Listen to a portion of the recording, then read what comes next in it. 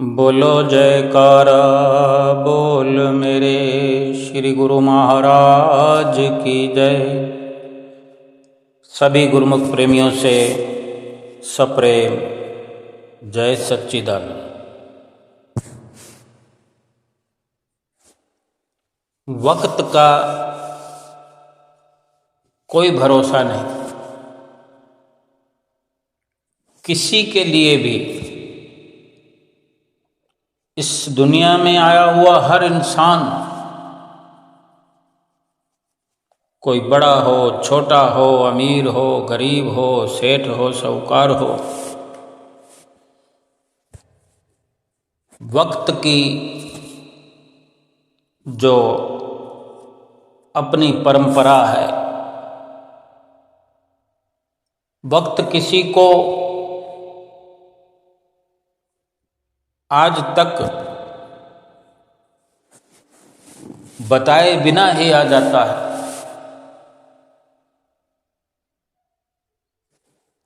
वक्त अमीर बनने का भी होता है, वक्त गरीब होने का भी होता है, वक्त किसी की मुसीबत का भी होता है, वक्त खुशियों का भी होता है, वक्त खुशी का भी, वक्त गम का भी। लेकिन किसी को बता कर के वक्त किसी भी रूप में नहीं आता है,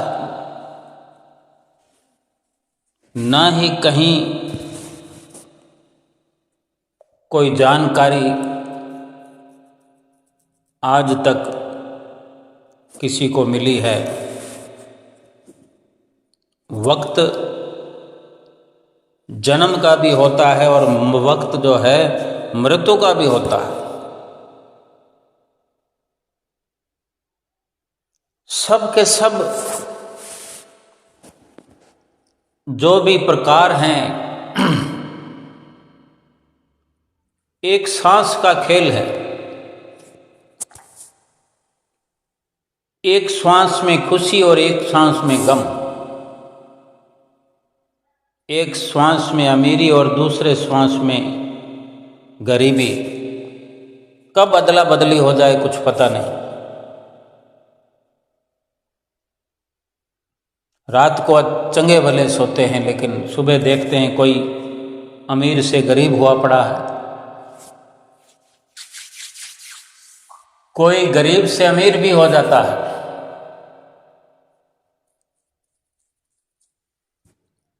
कोई सुखों से दुखों में परिवर्तन कर लेता है, परिवर्तित हो जाता है। कोई दुखों से छुटकारा पा लेता है, किसी का जन्म हो जाता है, किसी की मृत्यु हो जाती है। केवल एक श्वास भर का खेल है, बल्कि ये कहें कि श्वास भी पूरा हो पाए ये जरूरी नहीं। एक बार गुरु नानक देव जी महाराज बाला और मर्दाने के साथ बैठे हुए थे, तो दोनों से पूछा। पहले बाले से पूछा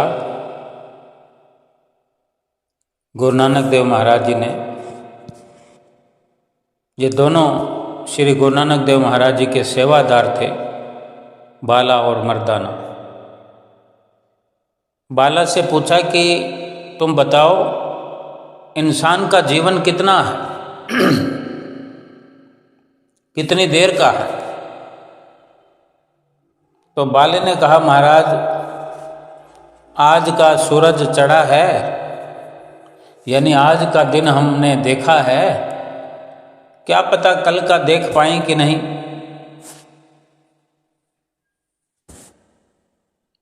तो श्री गुरु नानक देव महाराज जी कहने लगे,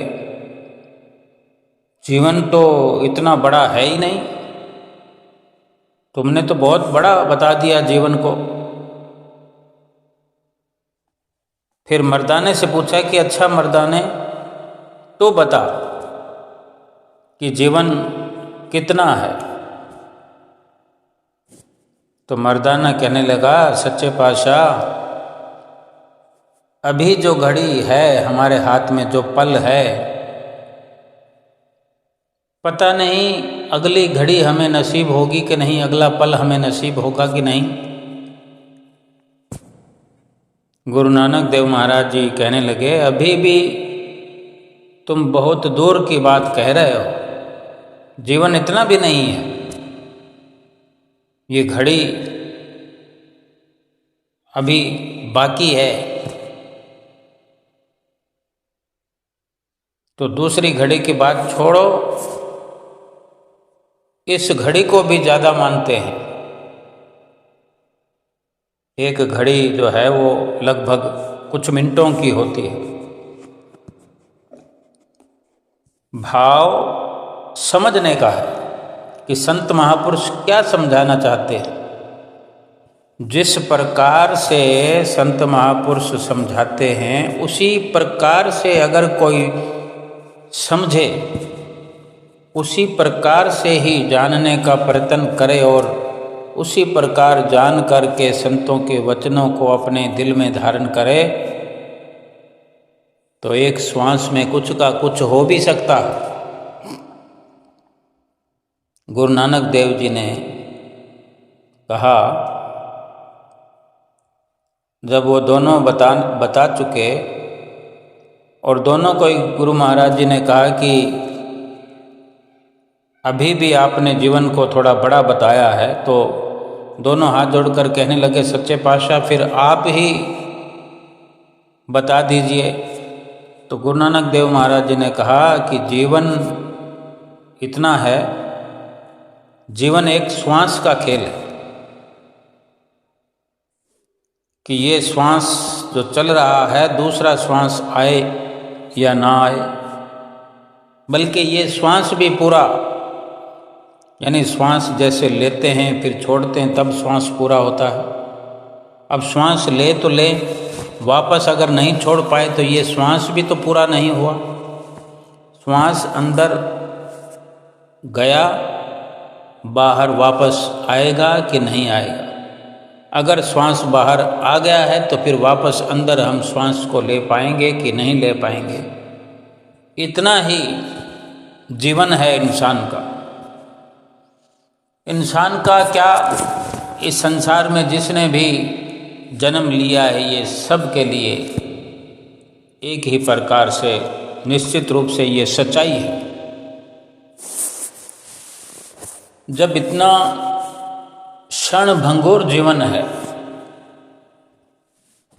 रोज हम सत्संग सुनते हैं,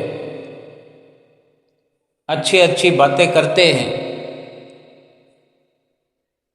फिर भी क्या हम अपने सुने हुए के अनुसार और कहे हुए के अनुसार क्या अमली जीवन व्यतीत कर रहे हैं? महापुरुषों के कहने का अर्थ क्या है? एक श्वास का ही केवल जीवन बताया है, एक श्वास की म्याद है, मोहलत है, एक्सपायरी है, यानी भरोसा जो है जीवन का इतना ही। लेकिन हम तो लंबे दावे बांध रहे हैं। कल भी हमने कोई ना कोई ऐसी विचारधारा बनाई थी जिसमें हम वर्षों की बात कर रहे थे। आज भी हमने कुछ न कुछ ऐसी बात कही कि हमने इतने दिन के बाद ये करना है, इतने महीनों के बाद ये होने वाला है। किसी भी प्रकार से कुछ विचार किया हो, सुना हो, कहा हो, लेकिन ये ख्याल हमें उस वक़्त होना चाहिए कि जब एक श्वास का भरोसा नहीं है तो फिर हम क्या कर रहे हैं? संसारिक कार्य करते चले जा रहे हैं। आज कुछ पैसा जमा कराने जाते हैं, 1 साल की FDR करवा देते हैं, 2 साल की करा देते हैं, 5 साल की, 10 साल की। तो जब जब भी ऐसे वर्षों का, महीनों का, दिनों का गिनना गिनाना होता है। हमारी विचारधारा में जब दिनों का और महीनों का, सालों का जिक्र आता है, घंटों का जिक्र आता है, तो ये ख्याल हर वक्त लगा रहना चाहिए कि बेशक हमने कई समय के बाद में रखा हुआ पैसा हमें डबल होकर के मिलेगा। कोई हमने प्लॉट खरीदा है तो हमने सोचा है कितने सालों में ये डबल हो जाएगा, 4 गुना हो जाएगा। बेशक वो सब कुछ होगा, लेकिन अपने जीवन का क्या होगा? हमारे श्वास कैसे डबल होंगे? कभी ये विचार किया कि इतनी बहुमूल्य वस्तु जो है उसकी म्याद कुछ भी नहीं है। इतना बेशकीमती ये शरीर है, इतना अनमोल शरीर है, और इसकी हकीकत यही है कि ये श्वास हम जो ले रहे हैं ये ले पाएंगे कि नहीं। अगर ले भी लिया तो फिर छोड़ पाएंगे कि नहीं। फिर ये क्यों जिक्र करते हैं संत महापुरुष के? फिर ये विचार करना जरूरी है कि फिर श्वास जो खर्च कर चुके हैं हम, उसमें क्या करना था और क्या करते चले गए, और आज अंतिम श्वास के पड़ाव पर हैं। इस मनुष्य जीवन में क्या करना था, क्या कर रहे हैं, ये याद दिलाने के लिए महापुरुष इस प्रकार का हम जीवों के लिए ही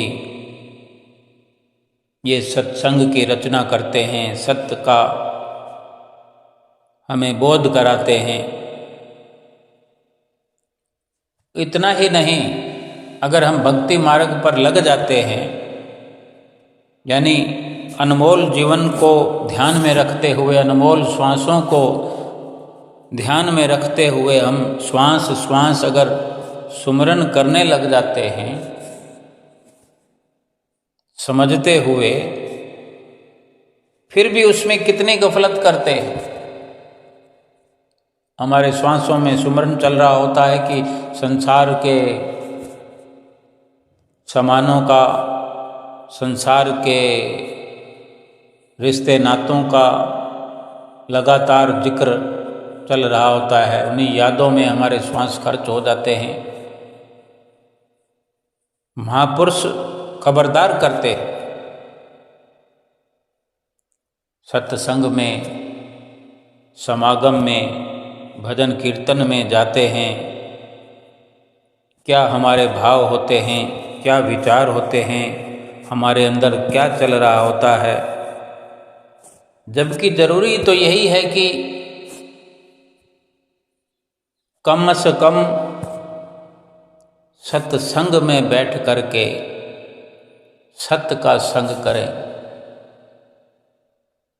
केवल और केवल सत्य का विचार करें। जितना देर भी अवसर मिले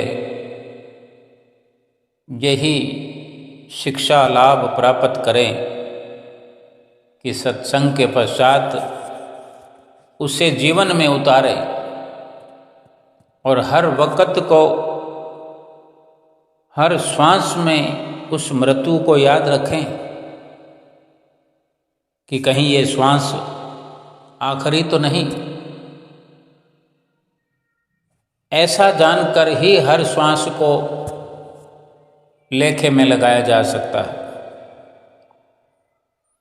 ये नहीं कि भगवान के आगे खड़े हैं, सतगुरु के आगे पहुँचे हैं, मत्था टेक रहे हैं, मन में कुछ विचार चल जाए कि मेरा ये हो जाए, मेरा वो हो जाए। एक बार हमारे श्री परमहंस दयाल महाराज जी, दूसरी पातशाही जी, द्वितीय पातशाही गुरु महाराज जी, काफ़ी पुराने समय की ये लीला है, कथा है, दृष्टांत है। जब श्री आनंदपुर दरबार की रचना नहीं हुई थी, तो वहाँ बखड़े वाली एक गांव नगर जो उस वक़्त था, वहाँ श्री गुरु महाराज जी विराजमान थे और सत्संग कर रहे थे। तो जैसे संत महापुरुष श्री गुरु महाराज जी विराजमान हों, संगत बैठी होती है, तो कुछ लोग आते रहते हैं, ये सिलसिला चलता रहता है।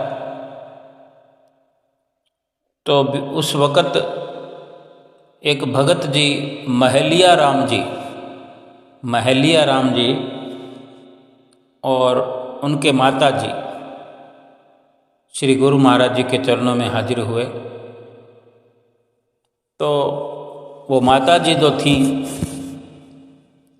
एक थाली में थोड़ा प्रसाद लेकर आई थीं, श्री गुरु महाराज जी के आगे रख दिया। श्री गुरु महाराज जी कहते हैं कि ये प्रसाद जो लाए हो, इस प्रसाद लाने में कोई राज, कोई ना कोई रहस्य जरूर है। सच कहो, हम तुमसे पूछते हैं कि सच बताओ, किस भावना से ये प्रसाद लाए हो, किस भावना से प्रसाद लेकर आए हो और यहाँ आए हो। तो माता जी बोली, महाप्रभु आप तो अंतर्यामी हो, फिर भी मुझसे पूछते हो। मेरी प्रार्थना तो यह है कि आपके इस बच्चे ने 10वीं जमात पास कर ली है, साथ में जो वो बेटा था उसके बारे में वो माता कह रही है। ये मौज है महापुरुषों की, वो जब जिस बात को भी चाहे आगे रख करके सत्य और असत्य का बोध कराते हैं, जानकारी कराते हैं, और किस प्रकार से भक्ति का सरमाया हासिल होता है, ये हर गुरुमुख को अच्छी तरह समझाते हैं। तो माता कहती है, वो भी सच्ची बात बता रही है। गुरु महाराज जी ने पूछ लिया, अंतर्यामी है, वो तो जानते हैं, लेकिन वो भी जानती है कि मेरे गुरु महाराज जी जो हैं अंतर्यामी हैं।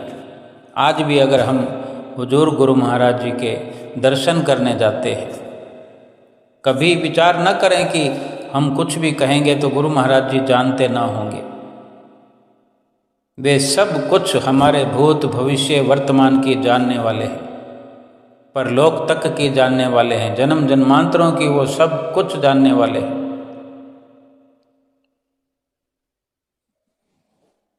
तो माता ने जब कहा कि ये आपका बच्चा है, इसने 10वीं जमात पास की, उस वक़्त में 10वीं जमात पास करना बहुत बड़ी बात होती थी, लेकिन नौकरियां तो होती नहीं थी।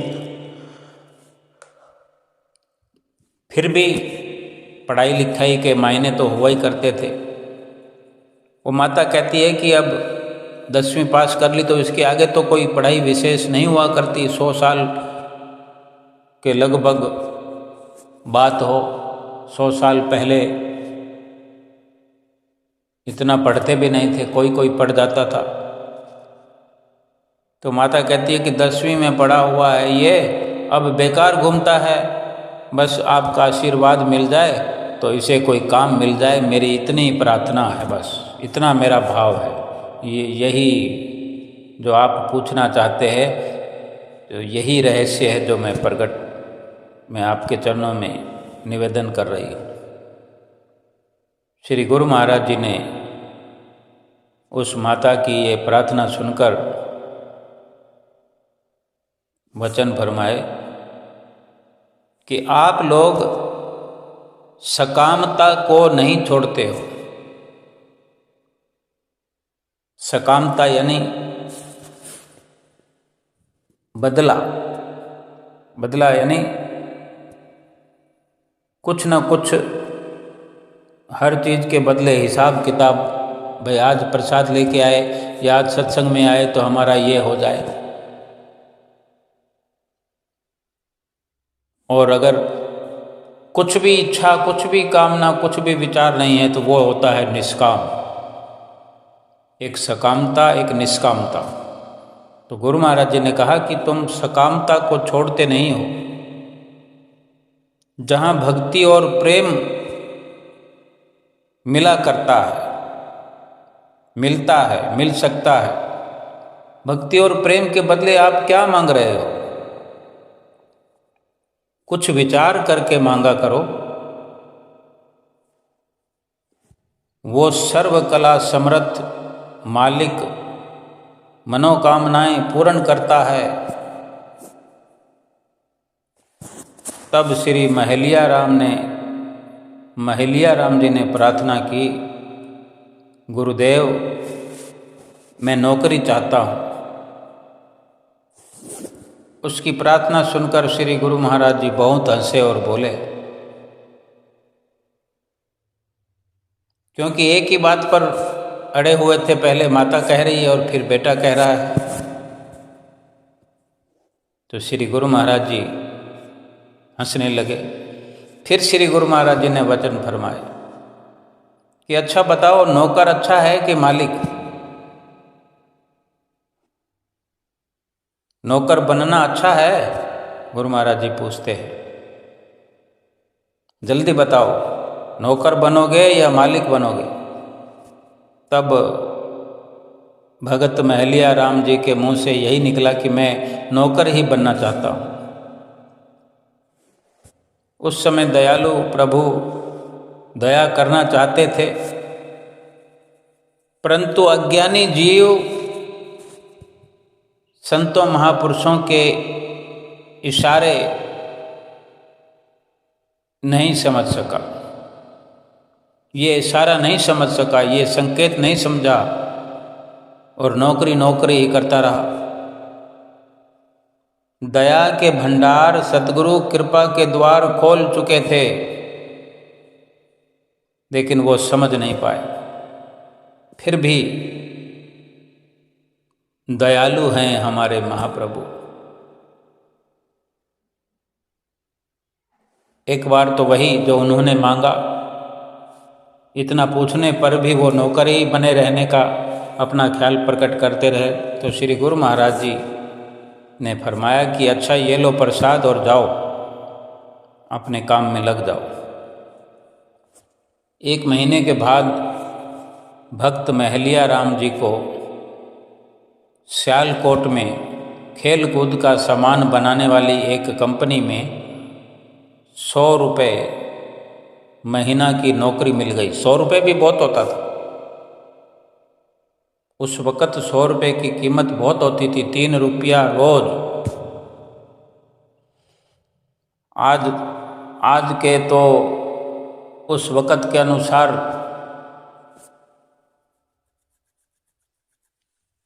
100 रुपया महीना लगभग 3 रुपया रोज। तो आज 3000 रुपये भी अगर किसी को मिलते हैं तो वो कम है, और वो 100 रुपये ज़्यादा थे। इतना सस्ता ज़माना था, ऐसा बुजुर्गवार बताते हैं। तो नौकरी मिल गई, बड़ी खुशी से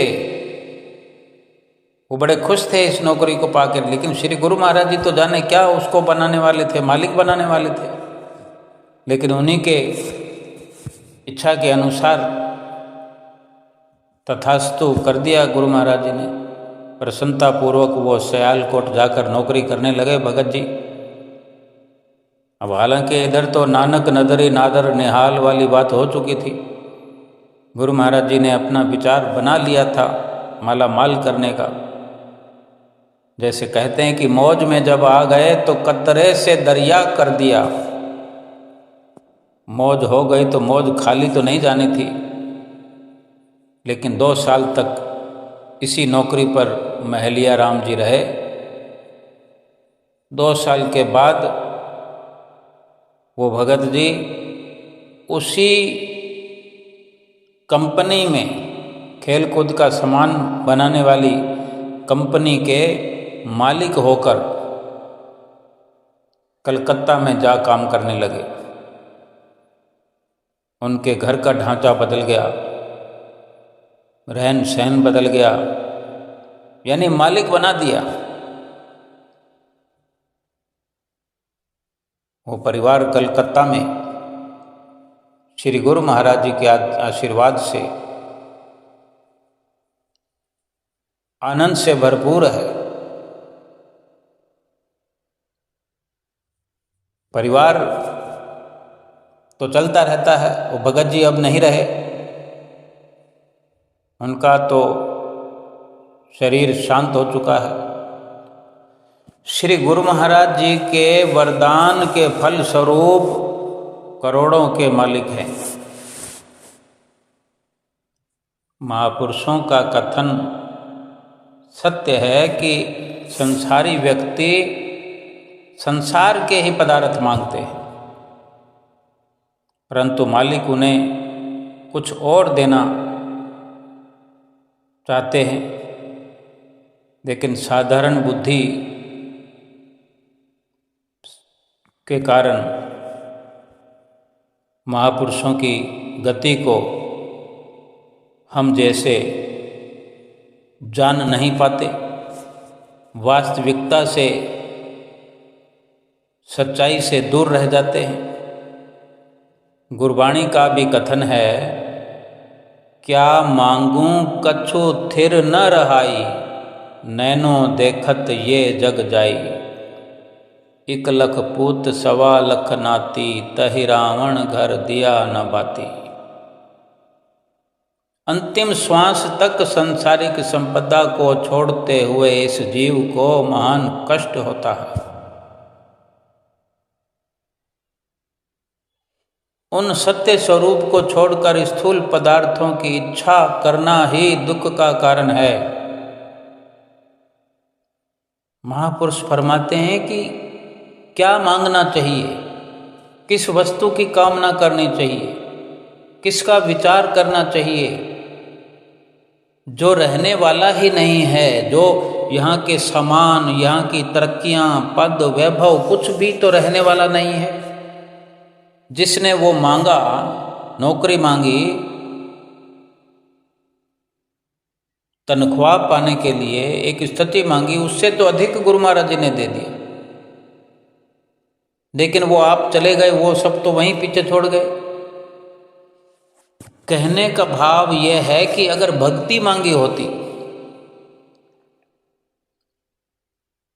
भगवान से भगवान को मांगा होता, सत्संग में गए, दर्शन करने गए, वहाँ पर बैठने का अवसर मिला, जब भगवान ने पूछ लिया, भगवान तो श्री गुरु महाराज जी जानते थे कि ये आए हैं तो इनके अंदर सकामता है, उनकी बदौलत, उनके माध्यम से हमें समझा रहे हैं। इस कथा को, इस लीला को बरसों हो गए। हम ये ना विचार करें कि ये पुरानी कथा है, पुरानी चर्चा है, वार्ता है। ये आज भी नई है, नई की नई है, न्यू ब्रांड है। हम आज भी इस पर अमल करके जन्म जन्मांतरों का सुख प्राप्त कर सकते हैं। केवल इसी जीवन के कुछ मात्र सांसारिक पदार्थ मांग करके हम भगवान से मिलना, भगवान से मिल करके उस अवसर को खाली जाने दे रहे हैं, ये समझना है। कुछ भी मांग करना, भक्ति के रास्ते चलते हुए, जब परमेश्वर के आगे खड़े हैं तो वो मांगें जो टिकने वाली वस्तु हो, रहने वाली वस्तु हो, स्थायी वस्तु हो। क्या मांगूं कछु थिर न रहाई, नैनो देखत ये जग जाई। आंखों के देखते देखते देखते ये सब कुछ चला जा रहा है, मिटता जा रहा है, और हम अपने आप को शरीर मान करके शरीरों के निमित्त काम आने वाले ही झूठे शरीर के निमित्त काम आने वाले झूठे पदार्थ मांगते हैं।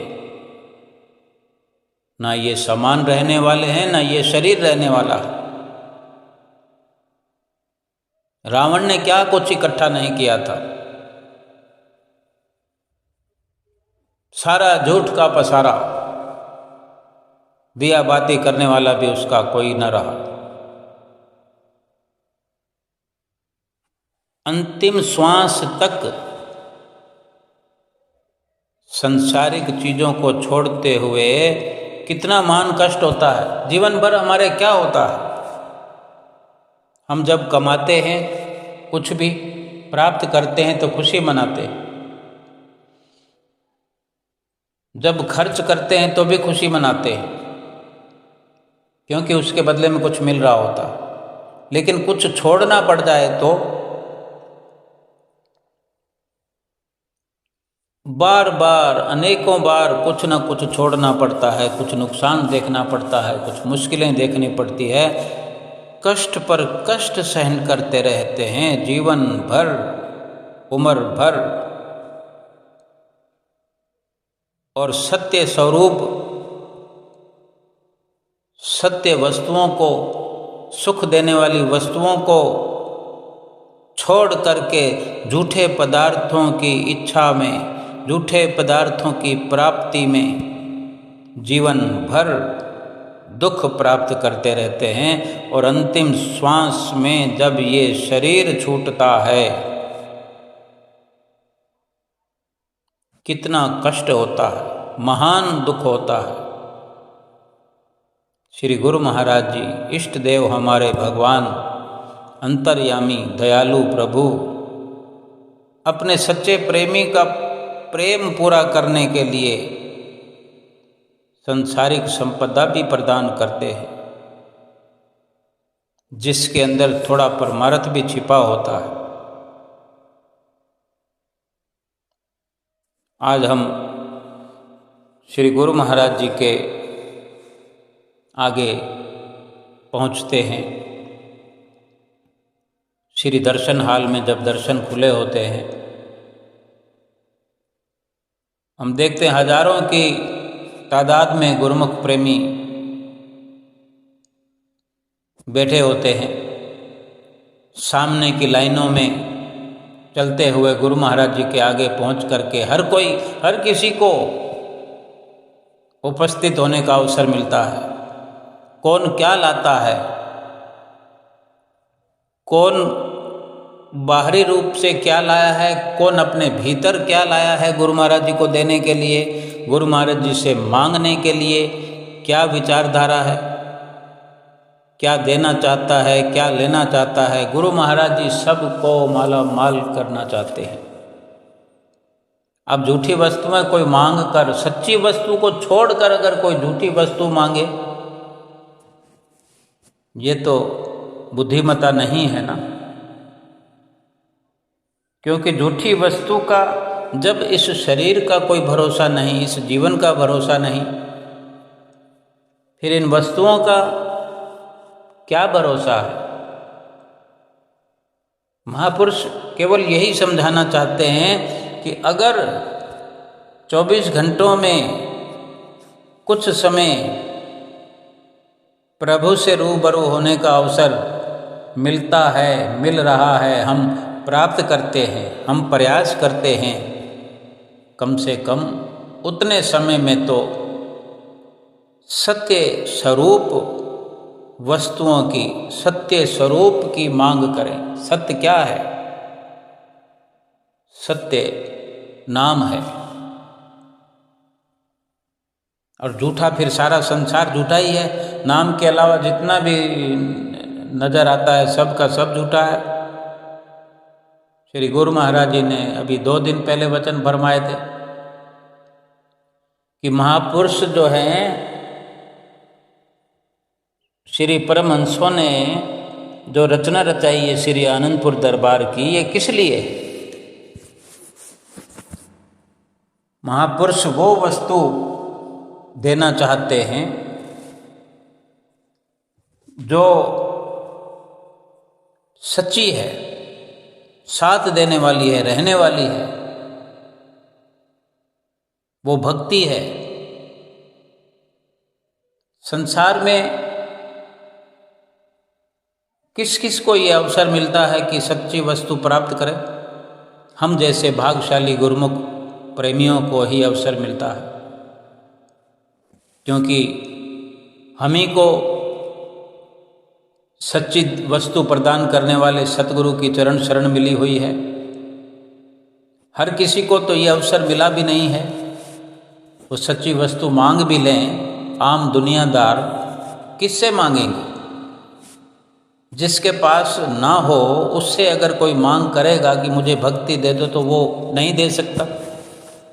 हमें गनीमत ये अवसर मिला हुआ है कि सच्ची वस्तु भक्ति, भक्ति का धन, भक्ति की दौलत देने वाले सतगुरु हमें मिल गए हैं। और हम यहाँ भूल कर रहे हैं कि सच्ची वस्तु मांगने की बजाय कि हमारी नौकरी लग जाए, हमारे घर में बेटा आ जाए, हमारी बहू आ जाए, हमारी दुकान शुरू हो जाए, हमारा मकान बन जाए, यहाँ सड़क बन जाए, ये हो जाए। वक्त तो वही होता है, चाहे सच्ची वस्तुओं को मांग लें, चाहे झूठी वस्तुओं का ढेर लगा लें।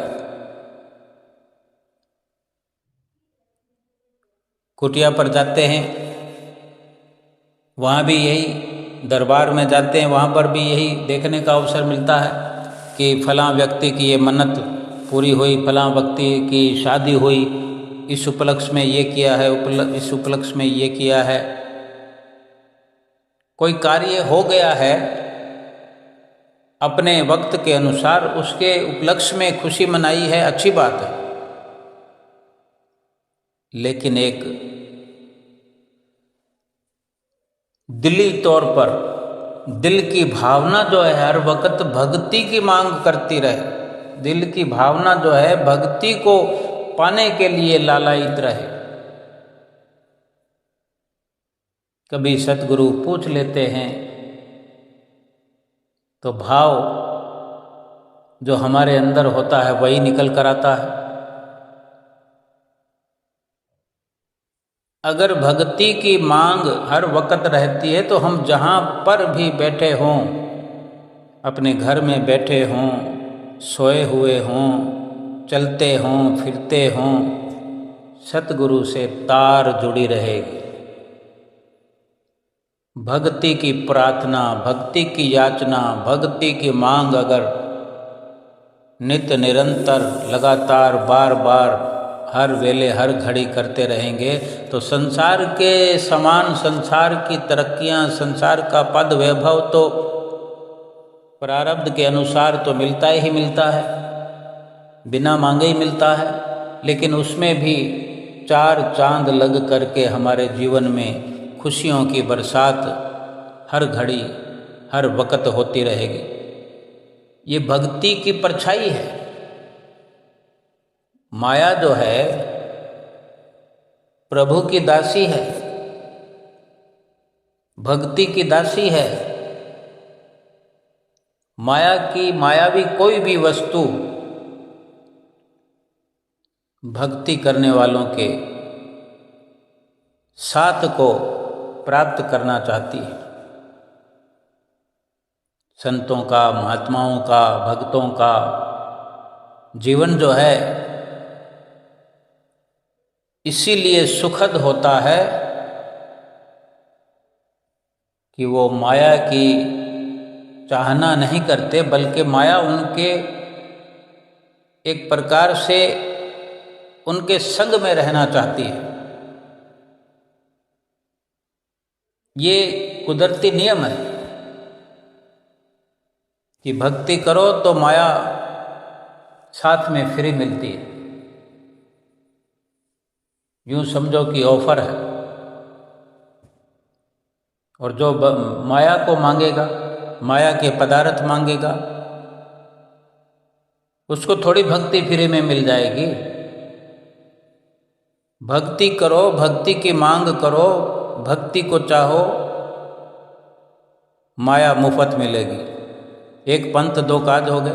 तो क्यों ना भक्ति की मांग की जाए, भक्ति को दिल में बसाया जाए, कदम कदम पर भक्ति की ख्वाहिश लगी रहे, भक्ति कोई उठते बैठते सोते जागते प्राप्त करते रहें। सारा संसार देखो आज स्वाद में लगा हुआ है। बनना तो चाहिए साधु और बने हुए हैं स्वादु। स्वाद को प्राप्त हो रहे हैं। अगर हम स्वाद को छोड़ दें, भक्ति तो दूर की बात है। एक ये जनरल विचार है, जनरल एक सोच है सुखी होने के लिए कि अगर हम स्वाद को छोड़ दें तो शरीर स्वस्थ हो जाएगा। आज देखो बाजारों में क्या बड़े बड़े रेस्टोरेंट में, रेहड़ियों पर, ठेलों पर, दुकानों पर कोई पिज़्ज़ा खा रहा है, कोई बर्गर खा रहा है, कोई सड़क पर खड़े होकर गोलगप्पे खा रहा है, कोई दुकान के अंदर बैठकर खा रहा है। क्या हो गया है? और कितना इनकी लिमिट है, कितने आइटम्स हैं।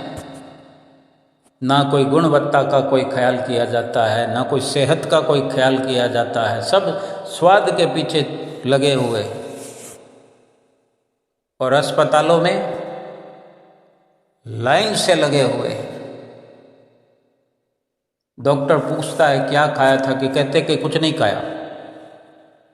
और भाई ये बताओ कि क्या खाने में लगे हुए हो। लगातार घर में भी अगर खासे हैं तो वो मसाला लाना है, वो मसाला लाना है, सब मिलावटों से भरपूर। आज हम मेहनत कुछ कर नहीं सकते खाने पीने के लिए, स्वास्थ्य के लिए। फल फ्रूट खाने के लिए समय नहीं है, काटने के लिए समय नहीं है। स्वाद के चक्कर में पड़े हुए हैं। ये तो साधारण सी एक बात है कि अगर स्वाद छोड़ दें तो शरीर स्वस्थ हो जाए, विवाद छोड़ दें तो रिश्तों को, संबंधों को फायदा हो जाए, और बेकार की चिंताएं छोड़ दें तो पूरा जीवन फायदेमंद हो जाए। भक्ति तो एक अलग बात है। भक्ति तो करते नहीं और बेकार में ये और मुश्किलें खड़े करने वाले कार्य हम करते रहेंगे तो ये लोक भी दुखी होगा और परलोक भी दुहेला हो जाएगा। बेकार की चिंता करते हैं, जो होना नहीं है उसके लिए विचार करते हैं, जो हो सकता है, जो हम कर सकते हैं उसका विचार नहीं करते कि कहाँ लोक परलोक सुहेला करने का महापुरुष रास्ता बताते हैं।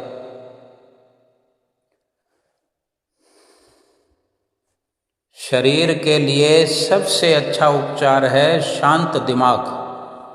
दिमाग को शांत रखें, और शांत दिमाग, और दिमाग के लिए उपचार है अच्छा सबसे कि किसी भी बात को दिल पर ना लाएं। और इन सब को करने के लिए, इसमें सफलता प्राप्त करने के लिए कि हमारा दिमाग शांत रहे, यानी हमारे अंदर शांति भरपूर रहे, हमारा दिमाग दुरुस्त रहे, तो जब संसारिक गतिविधियों से हम दूर रहेंगे, संसार में रहते हुए संसार के असर से न्यारे रहेंगे, लेकिन 24 घंटे संसार की गतिविधियों में लगे रहेंगे, संसारिकता का असर इतना घिनौना है कि दिल और दिमाग को दोनों को अशांत कर देता है। आज सारे संसार में हम देख सकते हैं दूर दूर तक जहाँ भी नज़र जाएगी, हर कोई तन दुखी, कोई मन दुखी, कोई तो चित्त उदास, एक एक दुख सबन को, सुखी संत का दास। अगर भक्ति में लगा हुआ इंसान भक्ति के विचारों से चलता है, संतों महापुरुषों के विचारों से चलता है, संतों के मार्गदर्शन में रहता है, संतों के उपदेशों का पालन करता है, सादा जीवन व्यतीत करता है, खान पान पहरान उसका बिल्कुल ठीक हो जाता है, और इसी के असर से मन और मस्तिष्क भी ठीक रहता है, और जीवन में जो भक्ति को अपनाया है, भक्ति की जो चाहना है, भक्ति की ओर बढ़ता हुआ कदम है,